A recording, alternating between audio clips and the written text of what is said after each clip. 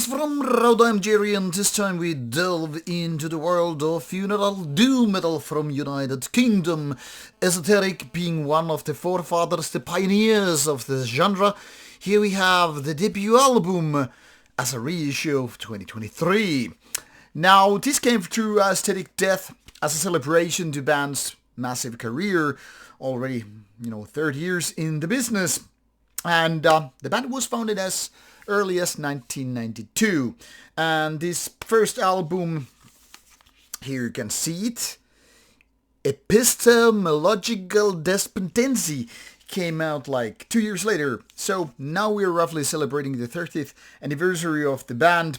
And, not band, but the album, that is. And this comes with 2 CDs. It's a lengthy piece of work, being indeed pioneer release of the whole funeral doom genre. And it's a double CD because, the overall length is almost 90 minutes. That is, we have more than 40 minutes of each album. And as such, it's a massive piece of work with rather, peculiar artwork. Peculiar in the sense like this is like hypnotizing, and also then you have some devilish signs here. Now, of course, this comes with a booklet, this nice, almost book-like digipack, and then some art. And this is how it looks now in 2024, albeit this album actually being a late 2023 release. So this is what you get if you go for the physical product of this given album. It's an interesting one to say the least, and now I guess I already misplaced the albums, but hey, it is what it is, and I'll try to leave it that. So only 6 tracks in total, but with 90 minutes roughly, give or take. As you can see, some of the tracks are very, very lengthy, topping more than 20 minutes.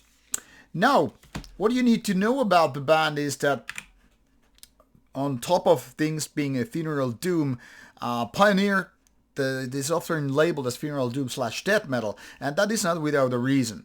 Now, before we go into the depths of this album, let's take a quick recap of the band here. I mean, it started in 1992, but they haven't done too many albums given the course is more than 30 years now. I mean, 3 albums in relatively short span of time in the 90s, and then it started to more like slow down a little bit, like 5 years here, 4 years there, 3 years there, and suddenly 8 years into a periodic existence in 2019. So 8 albums in about 32 years or so. Not inactive, but yeah. Anyway, this album made waves back in the days for some reasons. Some reasons being like there wasn't much like funeral doom before the early 90s. There were a few bands that were around the same time creating the whole style of funeral doom and all, but like I said, before 90s, we could make the argument that it wasn't really existing back in the days. And now people are asking, so what the hell is funeral doom? I hope I don't have to explain it beyond this, but let's just say it's super heavy, it's super slow, it's kind of a doomier than typical doom bands, and that's super slow tempo often. And then you have these death metallic elements which are definitely putting this on the style of doom death metal. Now, what people need to understand, and even though doom metal in general is always slow, that's one of the reasons why it's called doom.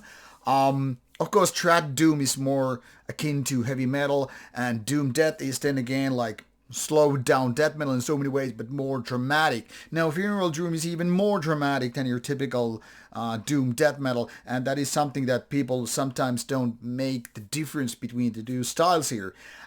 So, for example, if you were to play, say, early My Dying Pride or Paradise Lost or Anathema for that matter, you would first be like, so what's the difference really? Now, comparing to Esoteric here, you will definitely see and more like hear the differences between more of the gothic doom death style, which is dramatic in its own sense, than to funeral doom death such as Esoteric here, which is maybe dramatic in different ways, maybe less with castles and lost loves and what have you, and more into dragging into cellars and dungeons and oubliettes and what have you.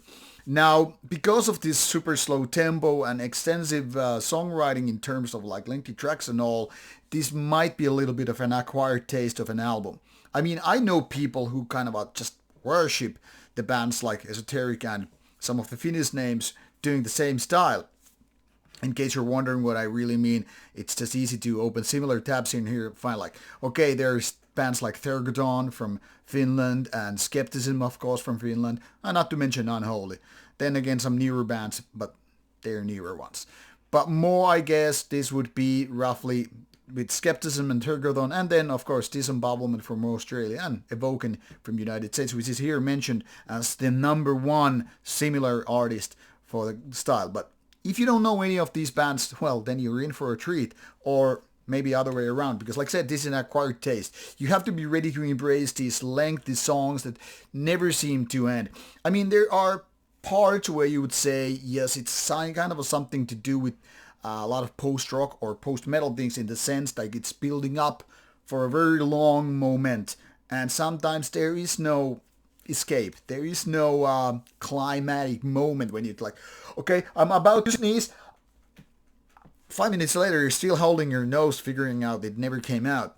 So, in a way, these are very, very dramatic ways to express music. And then you have those death metallic elements to give it the kind of a growliness, give it the certain level of heaviness on top of that massive momentum which is built on slow but heavy songwriting.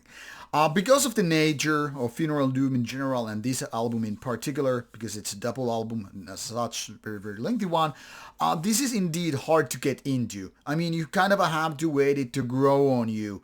And even then, it's not certain, it's not guaranteed that you will like it, essentially, because it's just so different.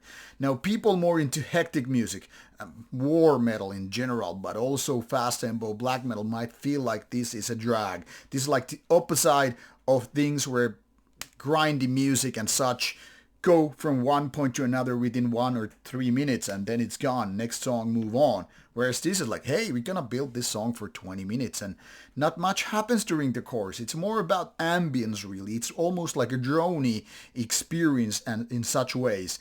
And because of that, an acquired kind of a taste. In a way, we could say this kind of Funeral Doom is in a way like a soundtrack. But soundtrack to what exactly? Now that's the question you need to ask yourself. Is it about you dwelling in a moist cellar with just rat feces and all? Or is it about you traveling into space or going to some existential crisis? Like, hey, what is life anyway? What's the purpose of me living on Earth? Now, I don't want to make this a 20-minute video because nobody would watch it anyway.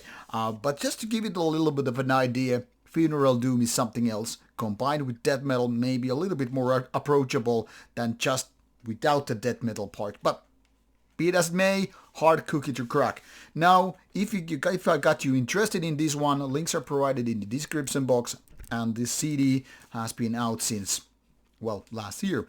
So, Aesthetic Death release out there. In case you want a physical copy, go for this one. Now, off you go, give it a listen, and I hope you like it. Take care, bye-bye.